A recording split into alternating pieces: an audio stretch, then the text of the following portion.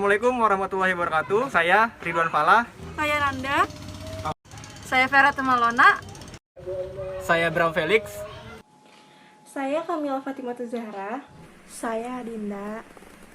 Saya Tina Febriana. Saya Nur Fauzia. Saya Tesya. Saya Anjar Putri. Saya Anissa. Saya Harits Raffi Fanggara.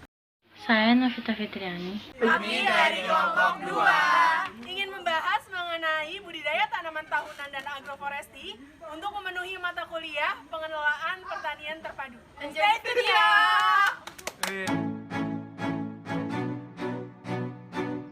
Pusat Restorasi Pembelajaran Mangrove Kabupaten Bekasi sudah ada sejak tahun 2012. Pada tahun 2015 dimulailah program dari Kementerian Kelautan dan Perikanan mengenai budidaya tanaman mangrove. Program ini berupa edukasi kepada masyarakat mengenai budidaya serta manfaat dari tanaman mangrove. Dengan luasan area kurang lebih 7,4 hektar yang berlokasi di Tarumajaya, Kabupaten Bekasi. Luasan yang ditanam mangrove yaitu 3 hektar yang dikelola oleh 20 orang. Terdapat 200.000 pohon dari berbagai macam CSR perusahaan yang peduli terhadap lingkungan pesisir. Khusus untuk mangrove, terdapat jenis mangrove yang ditanam di kawasan ini sebanyak 7 jenis.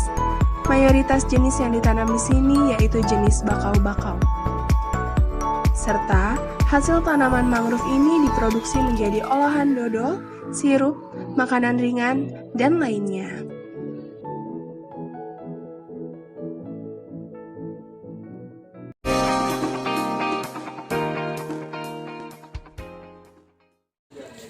Halo teman-teman, sekarang kami ada di lokasi untuk mewawancarai. Boleh perkenalan dulu ya Pak? Ya. Nama saya Agus Arif Setiawan. Saya sebagai Ketua Kelompok Masyarakat Pengawas Sumber Daya Kelautan dan Perikanan. Mengawasi mangrove,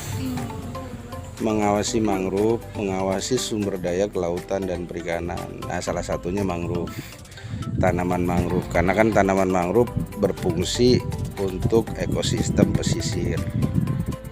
Kemudian mangrove juga jadi termasuk binaan dari kelompok masyarakat pengawas. Artinya yang dikelola oleh Pokmaswas itu termasuk adalah salah satu pembudidayaan pohon mangrove, dari mulai penyemaian, dari mulai kita cari bibitnya sampai kita menanamnya. Gitu ya. Di sini budidaya mangrove itu dimulai dari mana dulu Pak? Proses. Iya. Prosesnya ya sama seperti kita tanam pohon di darat ya, kayak bertani gitu. Ya kita siapkan bibit yang bagus. Kita cari bibit yang bagus, kemudian kita semai, kita pakai polybag, kita tunggu sampai 3 bulan. Setelah 3 bulan kita tanam. Kemudian kalau untuk teknik pembudidayaannya, mungkin kalau udah ke jembatan PRPM ya naik, itu ada cara penanaman yang lurus gitu, ada tanggulnya gitu kan. Teknik penanaman seperti itu yang kita lakukan di sini. Sistem penanamannya yang kita lakukan itu, jadi kita buat tanggul dulu, semacam kita tinggiin tanah atau lumpur. Nah itu kita ceblok.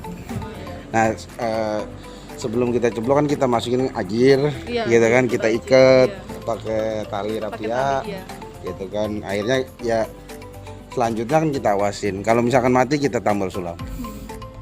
Sebenarnya simpel aja sih budidaya mangrove-nya.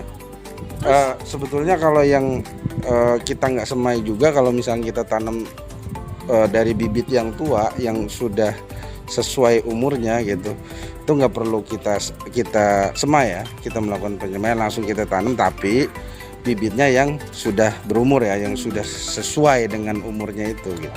Bapak bahas dari mulai penanaman sampai penyemaian.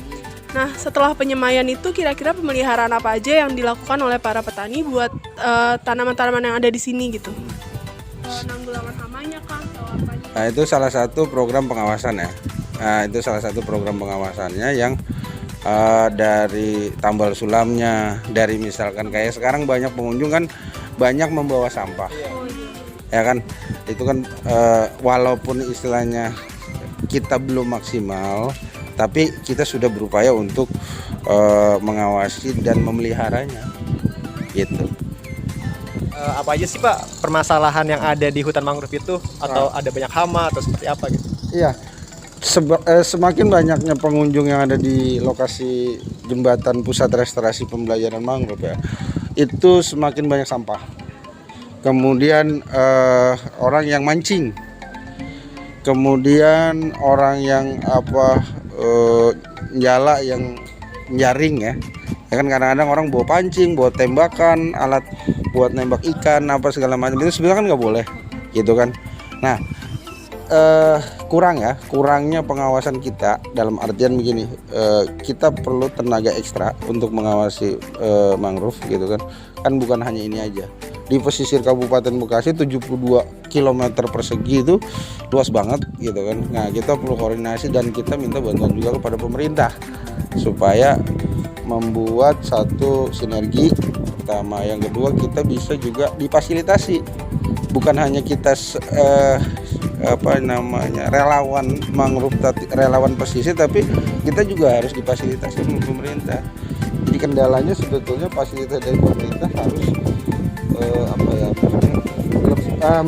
support gitu ya. Artinya apakah speedboat ataukah misalkan pemberdayaannya misalkan gitu, ya kan, pemberdayaannya terhadap masyarakat yang peduli terhadap lingkungan, gitu kan, atau misalkan cara-cara pemerintah untuk kepada masyarakatnya, ini dikasih karena mereka berprestasi misalkan, gitu kan, dikasih bonus setiap tahunnya atau setiap bulannya atau bagaimana lah namanya, biar ada rewardnya lah istilahnya gitu, kurang lebihnya begitulah kurang lebih. Nah, kemudian di sini juga kan persoalan kalau tadi saya bilang dari awal kemarin, persoalan berita acara pengelolaan di sini. Itu kan pengelolaan di sini harus benar-benar dipegang sama orang yang benar-benar dikelola dengan baik. Bukan hanya mohon maaf ada tiket masuk bayar ya. Jangan cuma bayar tapi pengelolaannya sejauh mana. Ya kan, mangrove mati siapa yang tanggung jawab? Mangrove misalkan ditumbuhin sampah atau ketutup sampah siapa yang tanggung jawab? Kan harus seperti itu, jangan cuma hasilnya aja. Dan teman-teman juga di sini masyarakat sekitar ya, kayak tukang perahu, ya pedagang di pinggir-pinggir jalan di sini harus juga mengerti gitu bahwa mangrove itu paling penting gitu, harus dijaga, harus dipelihara. Ya kan, sampahnya dagang tuh harus disimpan gitu kan, terus nanti dibuang ke tempat pembuangan sampah terakhir. Ya, terus kayak tukang-tukang perahu juga harus jangan nabrakin mangrove, ya kan. Terus mengedukasi pengunjung juga, ya kan, bahwa ini adalah area wisata mangrove gitu. Sambil jalan kasih tahu, kalau enggak ya kayak pengunjungnya juga harus jangan buang sampah ke laut. Dari hasil wawancara dengan Pak Agus sebagai Ketua Kelompok Masyarakat Pengawas Sumber Daya Kelautan dan Perikanan, dapat ditarik garis permasalahan yang ada di Pusat Restorasi dan Pembelajaran mangrove, yaitu 1. Semakin banyak sampah yang ditimbulkan oleh para pengunjung wisata hutan mangrove. Yang kedua, banyak pengunjung dan warga sekitar yang memancing atau menjala ikan sembarangan sehingga merusak bagian dari tanaman mangrove tersebut. Yang ketiga, kurangnya fasilitas pemerintah yang memadai dan juga minimnya pemberdayaan serta edukasi terhadap masyarakat sekitar. Kemudian, solusi dari hasil diskusi kelompok 2 yang kami tawarkan adalah sebagai berikut. Untuk solusi pemecahan masalah tersebut, kita perlu menggunakan teknologi inovasi budidaya baru, seperti menerapkan sistem produksi bersih dan prinsip 4R, yaitu melakukan tahapan produksi dengan mengurangi produk samping yang berbahaya, seperti tidak memberikan bahan kimia dalam proses perawatan tanaman mangrove.